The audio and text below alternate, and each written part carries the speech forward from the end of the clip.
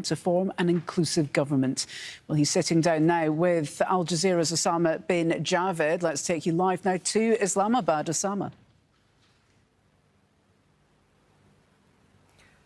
Yes, Pakistan has insisted that it will not unilaterally recognize a Taliban government and says it is using all it can to try and bring the Taliban towards an inclusive government which represents all sides and all factions of Afghanistan. And with us is the Foreign Minister, Shah Mahmood Qureshi. Thank you very much for being with Al Jazeera.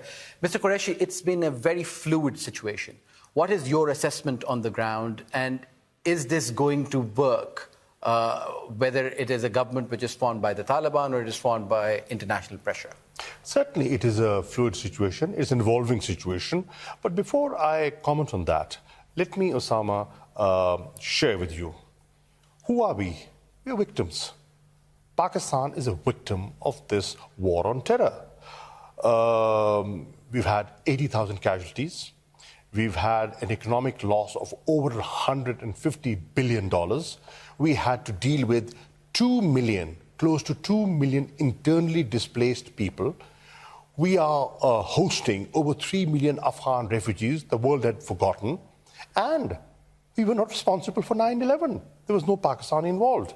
In fact, people rushed into Pakistan, when there was an operation that started, by the Americans without consultation. We were not consulted, and people came in, and we had to deal with them. We had to cleanse our areas. We had to fight. We had to protect our people.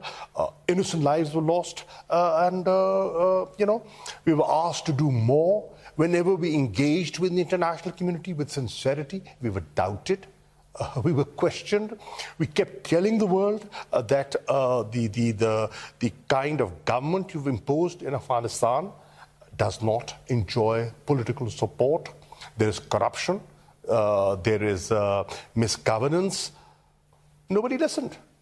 So, in this environment, Pakistan wants to be a partner in peace. Pakistan has been, and it's been internationally acknowledged, a facilitator for peace, negotiating. If you spend a year, if you waste a year in Doha and listen to Ashraf Ghani, who is a stumbling block in the intra-Afghan negotiations, is Pakistan responsible? Certainly not. We kept saying, keep the process of negotiations in tandem with the date of withdrawal. Unconditional withdrawal, were we consulted? No. Withdrawal, were we consulted? No. Now, despite that, we have remained positive. We are engaging. Now, evacuation.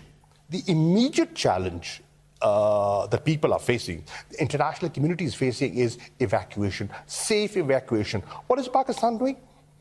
A positive, constructive role. We are facilitating. Our planes are flying into Kabul and getting people out. Our embassy is functioning 24/7, helping people. Diplomatic personnel, international organizations. Are we being acknowledged? No. We're not even being mentioned in the list of countries that are helping evacuate people. Is this an oversight? I am not sure. But who do you hold responsible for what is happening in Afghanistan? Because a lot of finger pointing in the weeks preceding to the Taliban takeover has been towards Pakistan, that it is Pakistan's version of a government, that what Pakistan wanted is now in place. Is that true? And why is Pakistan saying to the international community that it wants help if it is its government in charge in Afghanistan? First of all, Pakistan has been blamed enough. We've had enough of bashing. We've had our share of bashing. We, stop scapegoating Pakistan for internal failures. Now, I was shocked when I was sitting in Tashkent listening to Ashraf Ghani, when he said, things have gone wrong because 10,000 infiltrators have been pushed into Afghanistan from Pakistan. I mean, really, it was the most absurd statement made by anyone, and everybody was listening. The question is, you had a force of 300,000 trained people. You know, you had air cover. You were the most, you were well-equipped, trained, but you didn't have the will to fight. Now, is Pakistan responsible for that? Really, it doesn't happen. How did the Taliban move with such swiftness, you know, at ease? There was no support from Pakistan. No, the question is, it's the internal support. Even when the forces were there in Afghanistan, you know, when the withdrawal hadn't started, you know, 40 to 45% of Afghan territory was under their control. You know, when Ashraf Ghani and his regime was sitting in Kabul, you know, they were restricted to Kabul and some, you know, urban centers. But in the rural areas, honestly, they had no writ.